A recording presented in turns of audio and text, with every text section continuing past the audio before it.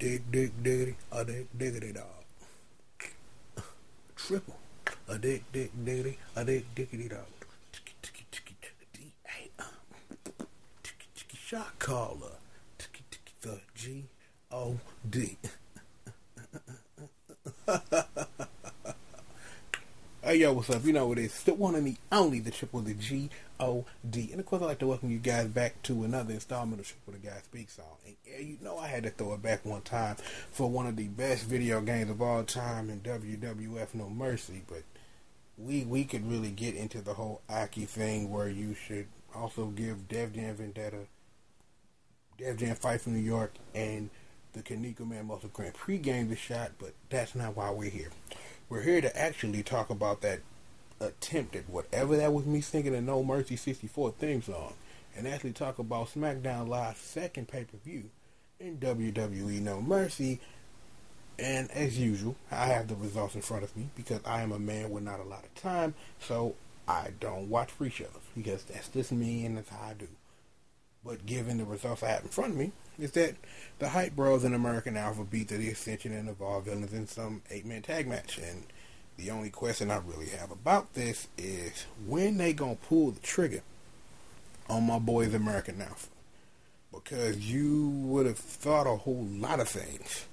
And given that I've already watched this pay-per-view, there are a whole lot of things that don't make sense in a tag team title picture, which are going to get even more confusing once we talk about the tag team title match that actually happened on the actual pay-per-view that people pay for. So I don't know what they gonna do with my boys American Alpha. I don't think, they ready for a title reign. At least that's how they trying to book it, or they trying to wait for a WrestleMania moment. I'm not really sure, but I really thought that, you know what? I don't even know what I thought. And I will save those thoughts until those thoughts need to be given voice out loud. How about that? We actually watched the pay-per-view at some point. And in weird thing of the night, number one, was the World Heavyweight Championship match was first. And usually when World Heavyweight Championships kick off pay-per-views, there's going to be fuckery. So I'm like, I didn't know that it was going to be first. And when I start watching, and then it's like John Cena coming out, like, what John Cena coming out for? What, he finna come talk to the people about Ric Flair or something? I thought he was just coming out to talk at the beginning of the pay-per-view.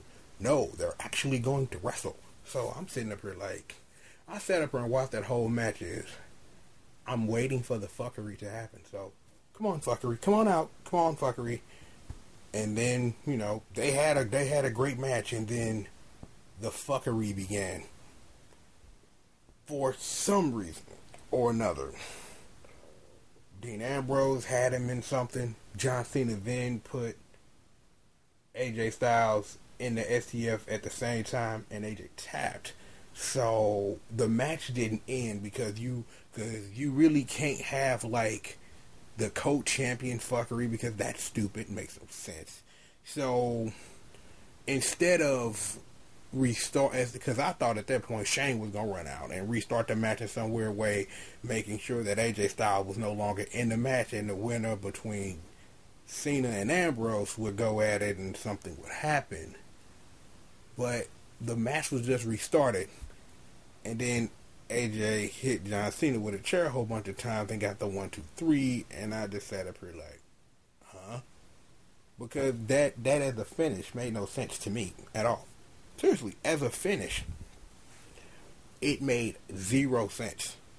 It made 0 sense in a context of looking at it, because streets know John Cena, he finna go handle some business, so he gonna be gone for a minute. So it wasn't no way he was gonna win the title then and there, and I have some thoughts on that when I get back to it.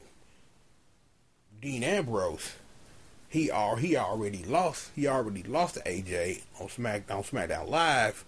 So where does that leave the title picture? Because you just can't throw AJ in another match with Dean Ambrose and let it be storyline believable. That makes 0 sense. But given the rest of this pay-per-view is I have some thoughts on that. But before we leave this match, one more thing in my non-uncle voice. I'm calling it right now. John Cena wins the Royal Rumble this year.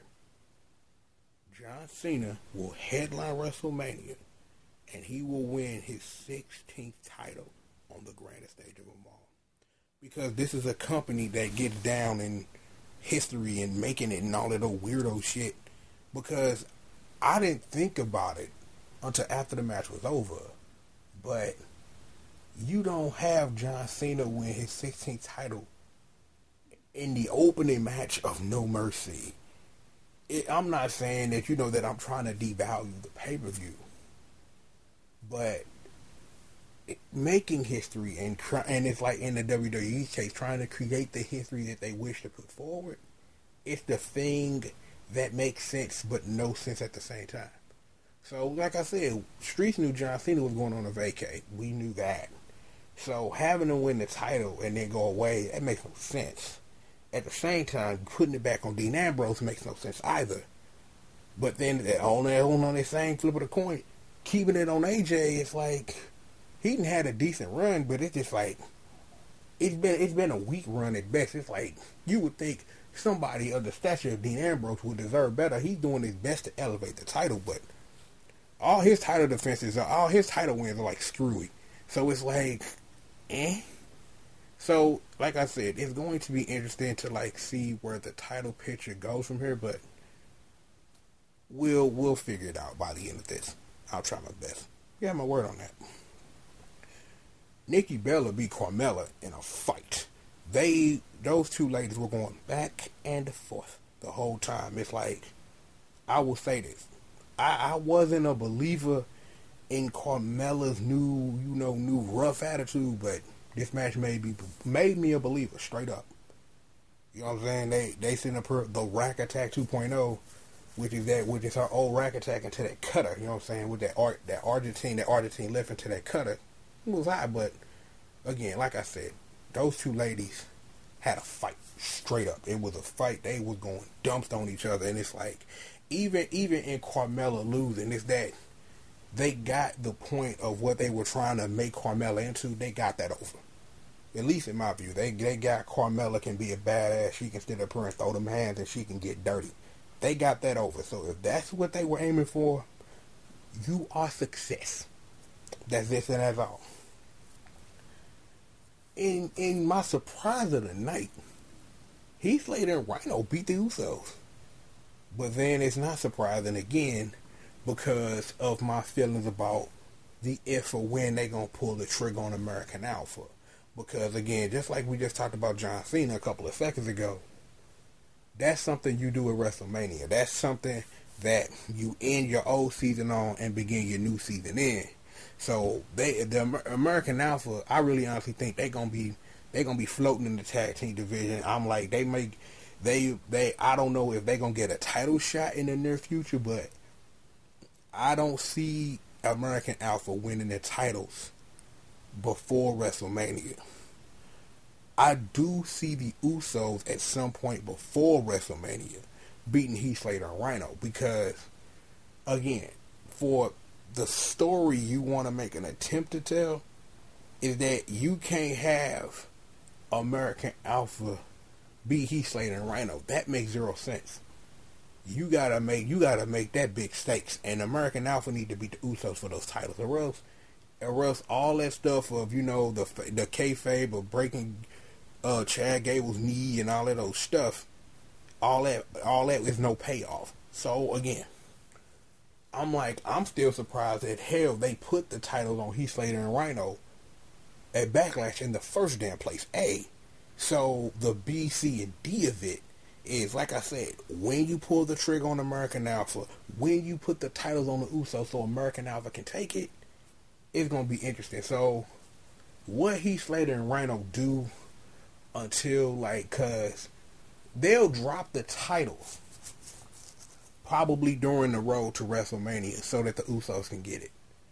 That's just the thing that makes sense, so then you can get American Alpha in play so that you can start the new season after WrestleMania with new tag team champions and with the SmackDown Live tag team champions being American Alpha. That's just the thing that just makes sense to me storyline wise. So the tag team division will be something I will be interested in just to see the story they want to tell. But regardless, though, all storyline stuff aside, that match was hot. They was going dumb. It's just weird for me sometimes to see Rhino doing spears on people in 2016. It kind of brings me aback a bit, but the match was hot. The match was hot, but again, I'm like, in this instance, I'm more concerned with the story that they're trying to make an attempt to tell, because I am trying to analyze it as such, trying to see what they're gonna do.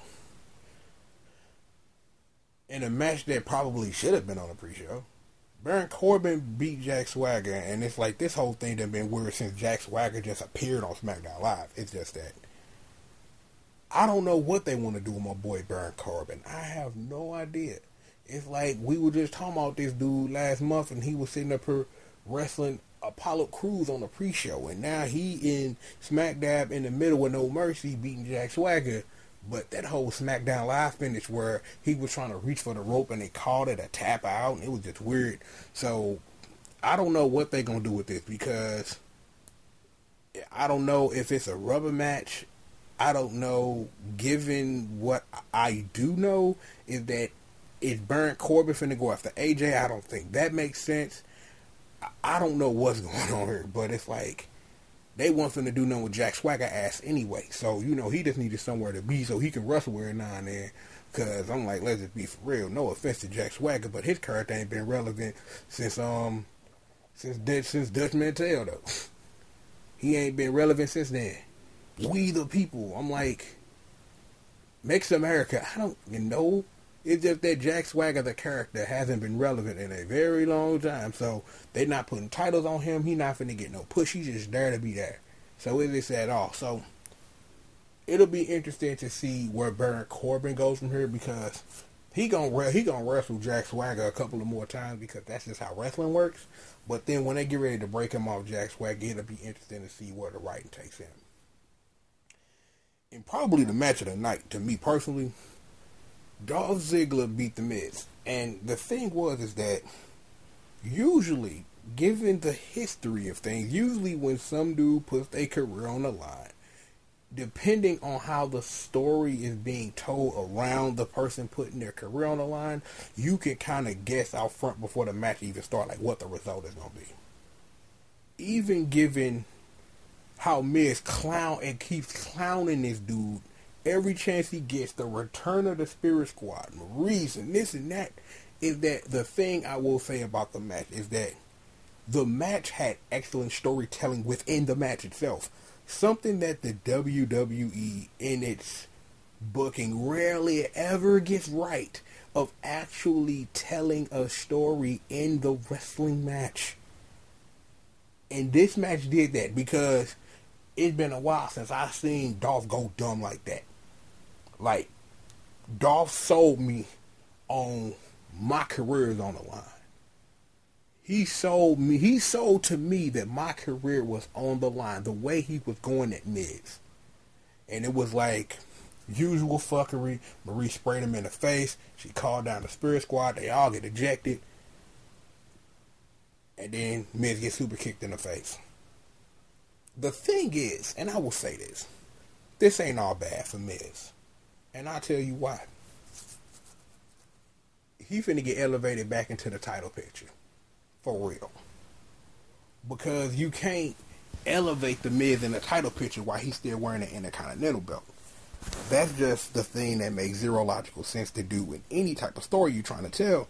So I understand that because he lost in that type of match, that does matter, but it doesn't in the writing, because you give it a little time, because Miz gonna get his rematch and lose, because that's just what's gonna happen, because they not finna. Well, wait a minute. No, this is the same wrestling company that had Zack Ryder win the belt for the Miz to win it against him anyway. So yeah, we just gonna never mind anything I was just gonna say. I forgot what wrestling company we're talking about.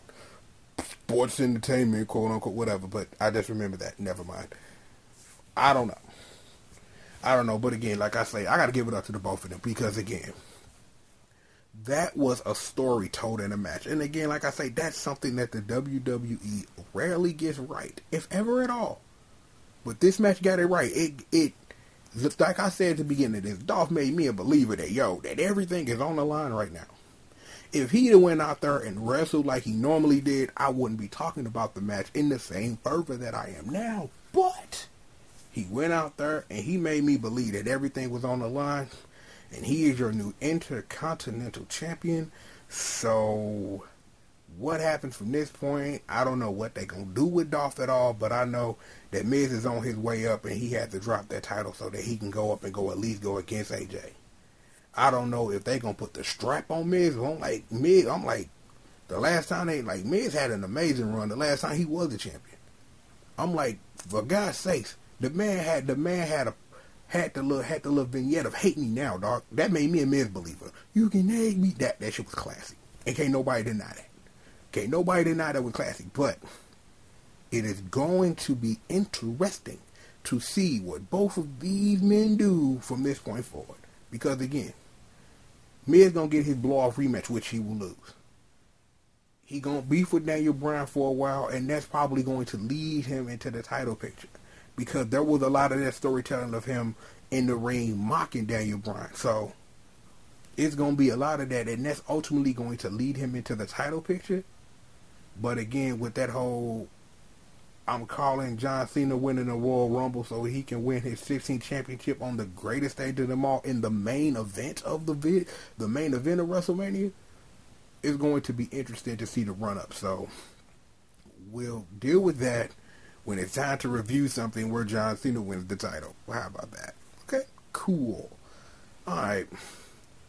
The Streets also was very aware that the last kicker wasn't wrestling tonight. We knew this. We were aware of it. So Alexa Bliss is in the ring, blah, blah, blah. Can't nobody beat me. Then Naomi come out. And then what surprised me was Naomi beat Alexa Bliss. So, I don't know what that means for the women's title picture, because the number one contender gets beat clean in the middle of the ring by the person who replaced the person who was supposed to be wrestling who's the champion. So, I don't know what that means. I have no clue what that means for the SmackDown women's picture. I don't know. Because it's like, hey, I didn't even think Alexa Bliss was going to wrestle. I just thought I thought they were just going to say, well, ain't no match tonight. And Alexa Bliss can go, look like Harley Quinn elsewhere. And that was going to be that. No. Naomi go out and they had a hot match though. And Naomi beat her. So it's like, again, where in the hell does this leave the SmackDown women's title picture at this point? Because now Naomi got a legitimate argument about, I beat the number one contender, so if somebody want to take the bet, the next pay-per-view, the next match, it's like between now and the next SmackDown Live pay-per-view, it's going to be a triple threat for that title, because that's Daniel Bryan's version of the tag team match play. It's put people in triple threats. Like, when you can't solve a problem, put them in a triple threat match because, whatever. Or we could be talking about Raw and Sheamus and Cesaro, but the more I think about that, the angrier it makes me. So we won't do that. But expect a triple threat match with them before the next pay-per-view, if not at the next SmackDown Live pay-per-view. How about that? In our main event of the evening, Bray Wyatt beat Randy Orton. But not beat him, but because when Randy Orton was about to beat him, Bray Wyatt did some Looper level fuckery and Luke Harper appeared. Then he got Superstar Abigail. And that's where that happened. The end. That's it. They had a hot match. Lights went out. Luke Harper appeared. Sister Abigail, good night. Here's the thing. I don't know if it's that time though, but This is big for Bray. I'm not saying it's big for Bray Wyatt like that, but if anybody at the end of this pay-per-view has a legitimate shot and a legitimate reason to be in a program with AJ Styles for the title, is Bray Wyatt. Because looking at who wrestled, can't really do nothing with Baron Corbin at this point because you still need to build up his stock. Dolph Ziggler just became the Intercontinental Champion, and he lost forever ago to Dean Ambrose, so that's not happening. The Miz still got to get his blow back, get his blow off first, and you can't put the loser of the match against AJ Styles. John Cena's finna go take a vacation, so who you got? So, like I say, it wouldn't surprise me that AJ comes out, I'm the champ that runs the camp, da-da-da-da-da, SmackDown Live, and then Bray Wyatt comes out, and then you get that program happening. They'll go at it for a couple of pay-per-views, because, let me see, this is October, right? We just had the October pay-per-view, and then you get, what, Raw got Hell in a Cell, Survivor Series, then you got separate pay-per-views, and then you got the Royal Rumble. So, it's gonna be an interesting next couple of months for the world title picture, but I see my boy Bray Wyatt just sliding on in there because that's the only legitimate, believable story you could tell is that Bray Wyatt and all of the fuckery that led to his victory, he beat Randy Orton.